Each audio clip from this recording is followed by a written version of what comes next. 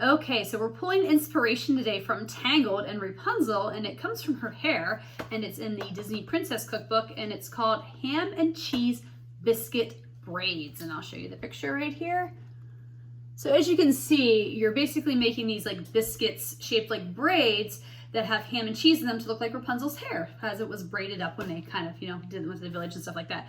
So I actually made these yesterday, and I'll just show you a couple little clips that I had, and then we'll kind of come back and talk about the process and the review. So here I have my dry ingredients. I have flour, and I'm getting ready to add some cornmeal to this.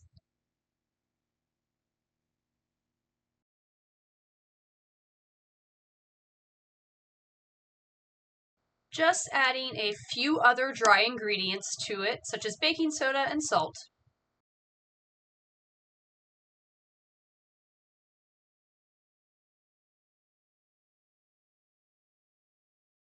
For this part, I had to take half a stick of butter and cut it up into cubes and then add it into the dry mixture dough.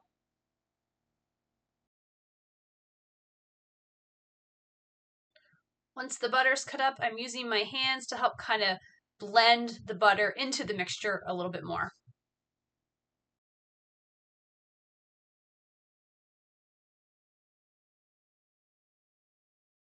Now I'm adding the pieces of ham and the cheese and mixing it all together.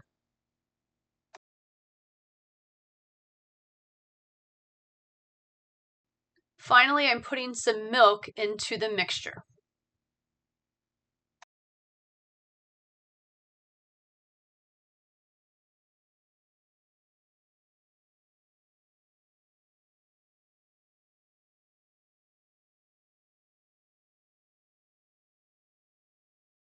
I have my cutting board here and I'm flouring the surface as I'm getting ready to roll the dough out into the square.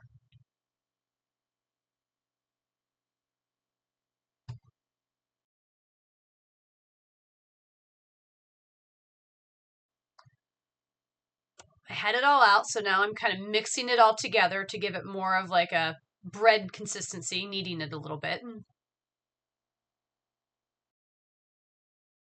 So here I'm taking a kitchen ruler because it had specific measurements that it recommended that I make the square or rectangle size of the dough. So I'm kind of using that as a guide as I use the rolling pin to roll it out into the square, really rectangle shape.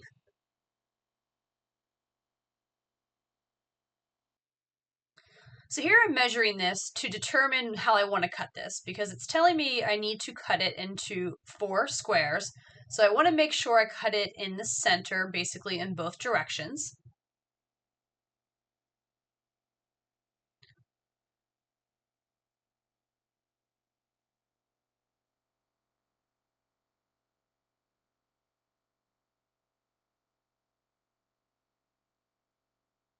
Now I'm measuring the other direction, looking for roughly the halfway point, trying to do math in my head.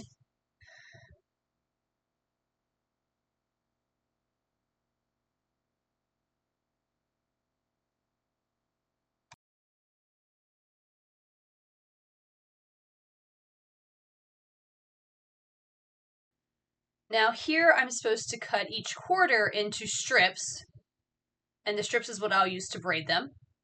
Again, I'm just trying to figure out the measurements to get them even. It mentioned into about 12, but I did not get 12 out of this, as you can see as I progress.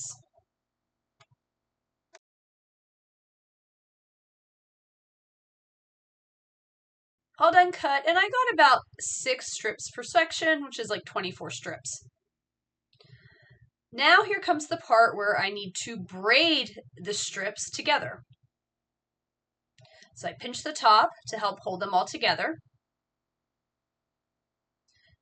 And now I'm just going to get ready and go through a typical braiding pattern.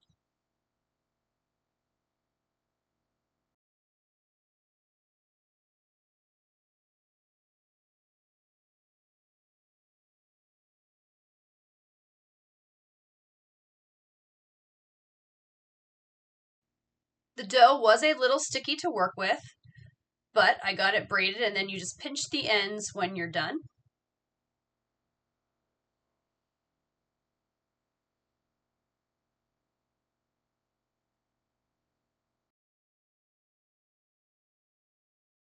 And here they are out of the oven, ready to eat.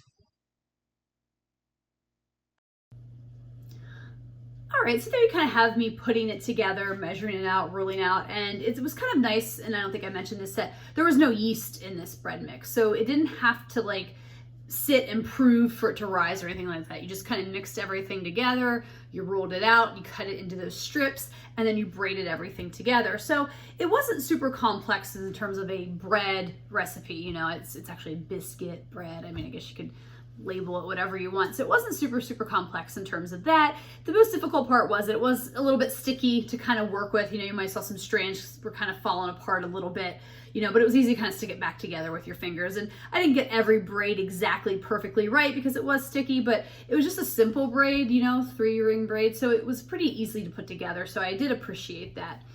In terms of flavor though, wasn't super impressed, honestly. I followed the recipe again to the measurements. I actually added a little bit more ham and a little bit more cheese than it called for, and honestly I didn't think it was enough. Like, it just, you didn't really get those flavors a lot. You know, I kind of wanted that to come through, and I think that was a complaint I had in another recipe. It was the mouse approved cheesy corn puffs, you know, like where was the cheese? Like, it was really hard to find, and I felt like that was the same in this as well. It just, maybe it was the brand I used, I don't know, but I just really was kind of missing some of that ooey gooey cheesy ham and cheese flavor. You know, every so often you get a little bit of it in a bite, but not often enough. But with that being said, let's get into the rankings and the ratings. The first thing that I rank is the ingredients on a scale of 1 to 5. In terms of how expensive or hard to find are these ingredients. You know, I guess I'm gonna give it like a 1.5, maybe a 2. It's really not hard. It's pretty basic stuff. You know, you might have a little bit more money involved with the ham and stuff. And to save time, I just bought the pre-diced little ham things that, you know, you can just put in omelets. So that saved a lot of time as well, in terms of that. And again, maybe that's something else. I should use more flavorful ham or something in it when I did it. In terms of difficulty on a scale of 1 to 5, with 1 being simple and easy and a 5 being difficult, don't mind that. I'm actually still cooking now and my oven just preheated.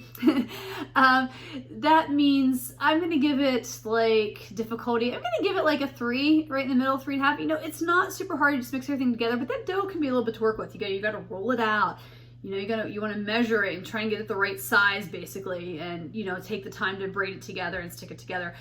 But I will say that this, I think, is a good introduction, at least for me, because I have noticed in not this cookbook, but some of the other ones, there are some bread recipes that use this Rapunzel inspiration again, and you are making, I think, a more intricate braid. Like, I think there's a challah recipe in one of them, and I think that's like 8 strands or something. I can't remember, but we'll find out when I get to it. So for me, you know, I'm giving it like a 3 in the middle, because I think, especially compared to the other recipes in this book, which, you know, again, is geared at kids, it's a little bit more complex, just kind of getting everything measured out and braided together properly. And then would I make this again on a scale of 1 to 5, with 1 being never and 5 being absolutely all the time? I think I'm gonna have to give it like a 1.5, maybe a 2. I don't want to quite give it a 1, but again, it didn't have the flavor that I wanted, you know, that ham and cheese. And I think that I could rectify that when I make it again by adding more, maybe trying a different product brand. But you know, I just don't know if it was really worth it, honestly, to make that dough, roll it out, and braid it. I mean, I can't see myself really doing it. Maybe on a really rare occasion, if we're having people over and I'm looking for maybe a sort of different side dish to go with, like a soup or something. I could see myself doing it, but it's going to be very unlikely. I won't give it a 1, but it's very highly unlikely I'll make it again. I think I'd just rather honestly go buy a really good biscuit from somewhere that already makes them.